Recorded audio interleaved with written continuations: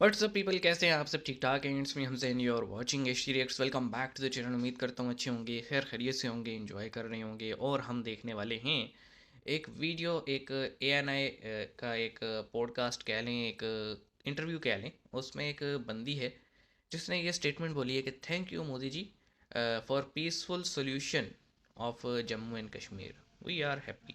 तो बेसिकली ये कश्मीरी हैं एक, और इस पॉडकास्ट में इन्होंने शुक्रिया अदा किया है और ये बोला है कि कश्मीर जो है वो गाज़ा नहीं है या पैलेस्टाइन नहीं है, और एक बड़े ही तरीके से जो है ना एक सोल्यूशन निकला हुआ है। और जितना भी इस LOC के दूसरी तरफ कश्मीर है वो इस वक्त बड़ा खुश है। उन्होंने ये बात बोली है, तो जो उन्होंने बोली मैंने एज इट टाइटल के तौर पे आपको बताई। अब उनके अल्फाज सुनते हैं और इंटरव्यूअर का पूछते हैं, देखते हैं कि क्वेश्चन क्या था, और फिर इस पर कोई डिस्कशन भी करेंगे। आइए देखते हैं। 3 2 1 and sympathies were with the stone pelters at that stage? In 2010, yes. But today, when I see, I'm much more grateful for today's situation, because today it has become clear that Kashmir is not Gaza. Because Kashmir was just involved in this back and forth of protests and, sporadic incidents of insurgency, infiltration, all of those things. Somebody needed to break the ice, and for that, I would like to credit the present government, especially the Prime Minister, the Home Minister. They've ensured a political solution to it, which is, I would say, bloodless. तो दोस्तों सुना आपने, ये एक proof है दोस्तों भारत के मुसलमानों के लिए कि भारत का मुसलमान किस तरीके से जागरूक हो रहा है। कश्मीर के अंदर डेवलपमेंट के रास्ते खुल गए हैं और पहली बार दोस्तों दिवाली की सेलिब्रेशन की गई है कश्मीर के शारदा देवी टेंपल के अंदर। दोस्तों कश्मीर के शारदा देवी टेंपल के अंदर कभी दिवाली का त्योहार नहीं बना और ये भारत के अंदर है।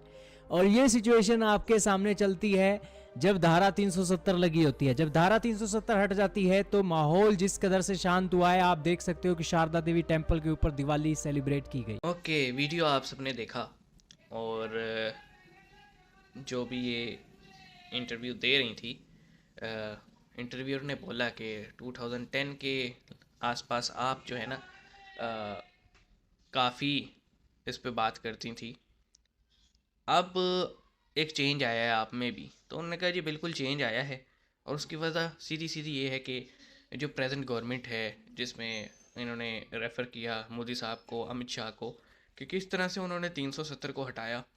और 370 के हटने से जो सबसे ज़्यादा चीखा वो अब्दुल्ला फैमिली और मुफ्ती फैमिली, जो कि बैक एंड फोर्थ हुकूमत कर रहे थे कश्मीर के ऊपर, सबसे ज़्यादा वो चीखे, हुर्रियत वाले चीखे और पाकिस्तान चीखा। इसके अलावा कोई नहीं चीखा। बाकी सब ने सेलिब्रेट किया कि नाउ वो एक जो है ना प्रॉपर सिटीज़न है और तमाम सहूलतें अवेल कर सकते हैं जो कि बाकी प्रोविंसेस के लोग अवेल करते हैं।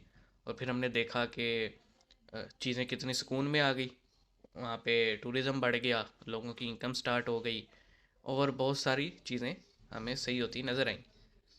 तो काइंड ऑफ मुझे ये भी फील होता है कि जो लोकल पॉलिटिकल लीडरशिप थी कश्मीर की या जम्मू की, वो ख़ुद कहीं ना कहीं 370 लगे रहना देना चाहती थी, क्योंकि उसका फ़ायदा अल्टीमेटली उन्हीं को होता था। अब 370 हटा है तो उस चीज़ का फ़ायदा अब आवाम को हो रहा है, क्योंकि उनके लिए बहुत सारे आप कह लें कि रास्ते खुल गए हैं।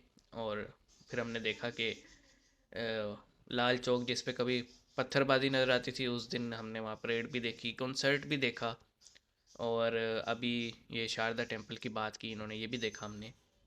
तो 2024 आ रहे, सोच समझ के वोट दीजिएगा। आपको पता है आपके लिए बेहतर कौन है। मिलते हैं, अपना ख्याल रखिएगा। सी यू गाइस।